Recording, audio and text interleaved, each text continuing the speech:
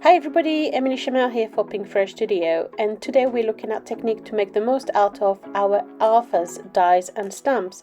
And for this layout I used the Heather lowercase, both stamps and dies, and I paired them with the brand new collection The Best Day.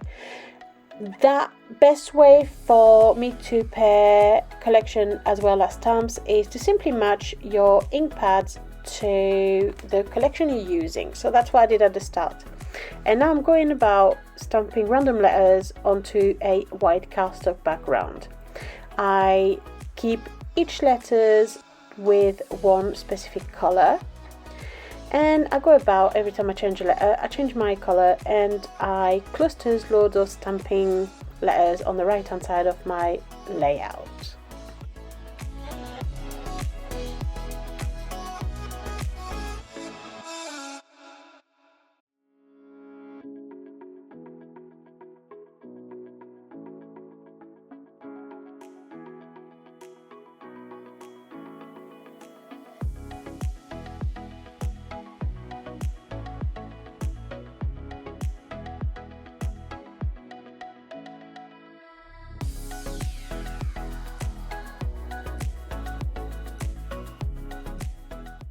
Once I was happy with the amount of letters I had stamped onto my background, I simply diluted some of the ink from the ink pad and used it to splatter onto my background. I did a very light splattering. I didn't want it to be overwhelming because I knew that it would get quite heavy afterward with all the die cut and with my photos, etc. So now I'm picking the same authors out of the metal die cuts, and I am going to select some pattern paper out of the 6x6 paper pad. Those paper pads are great if you do not want to cut through a piece of 12x12 but you still want the colors and you still want the patterns. It's just more economical, it feels less wasteful. Those shades, I love the pattern, I love the colors, I thought it matched beautifully with my layout, but I didn't want to cut through my big 12x12 shades simply because I knew I had ideas of full layout with them in the future. So simply used the 6x6. Once that was cut out, I separated the outside trim because those dies have a beautiful outside trim as well. You get kind of double for your money really. And I separated them and then I look at placing them where I'm going to place everything. You can see that the middle in the letters, I didn't add a lot of letters there. Simply because I knew my photos was going to go there, and it's a bit shameful to waste so many beautiful cut out. So yeah, I just mount my picture onto some pattern paper just with a little tiny peekaboo of that musty yellow, and I mount it onto double-sided sticky foam pad for added dimension onto my layout. It's something that I do very often and a technique that I love using. If you know me at all, you know that I'm a sucker for flowers, and I've discovered the best thing ever to be economical is the Pinkfresh Studio floral stencil that you can pair with the dies. So what I did is stencil it's a New Day floral onto some white cardstock. I use smooth cardstock to get as close as possible to the look of real die cuts. And I went on and just went through with the floral, chose my colors carefully to match the rest of the collection because I wanted it to work beautifully with the rest of my layout without clashing. And I only had to do one sheet like that simply because it's a lot of florals, but also they are quite big, and it was just enough to decorate my layout with it. So I'm going through all the layers. I use this technique with my Misty that I sew online through Simon Early and also Catherine's Zilkill. I think that's how you pronounce. I'm really sorry if I mispronounced your name. And I use that technique because I think it just works so perfectly for me. I'm quite lazy and I quite like to line up easily my stencils, and I know that it's just absolutely perfect every single time.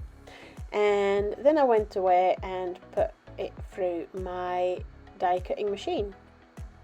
It's time to play with it, and I really love the fact that the floral you don't use, you can put it aside and save it for a future layout. It's just great, super economical, and it never ends. You can produce as many as you want, and you can have them in any color you want, and it's always going to match any of your layout and any collection that comes out. So great tip, invest in these because it is absolutely worth the money.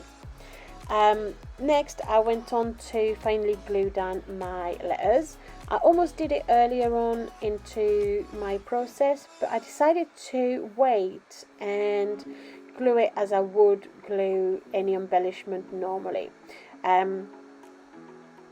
It was a bit confusing because I was creating a pattern on my background, but also there were extras like I would do with embellishment, so I decided to use these as I would have done with embellishment and glue them more towards the end of my layout rather than at the start, by like I would do with mixed media, where you do your base at the start of your layout. So yeah, I glued them once afterwards, and like that I knew I would be happy as to where everything is placed, and I wouldn't have any regrets in misplacing something. The outside, the outline of the letters, I decided to use them for the left hand side of my layout. They are lighter and they start to guide the eye towards the photo without adding too much heaviness to the left hand side. I wanted the left hand side to remain quite clean and simple and fresh and bright and clear. I dived afterwards through the beautiful box of Jill mix, and I used the yellow color. These are beautiful and they complemented absolutely perfectly this layout, especially with the yellow flowers. I then went on to use the foiling plate with the Celebrating You kit, collection, and as well as the dies, and that was a great addition to create my titles. Same again, it's something that you can keep using over and over and over again, and it's a great investment because you can make, as you can see, scrapbook layout titles, but you can also make your cards, you can make mini albums. It's just like those words that are so versatile and you can use for so many things. So great investment, and absolutely love this set.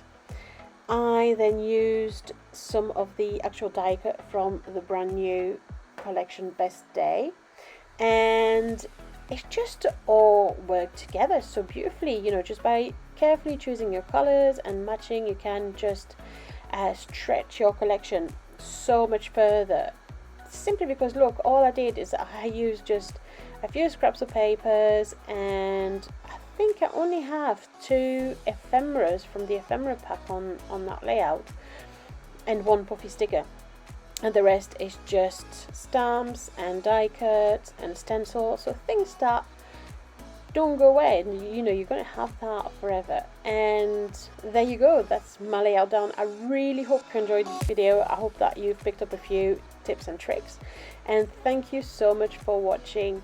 See you soon. Bye.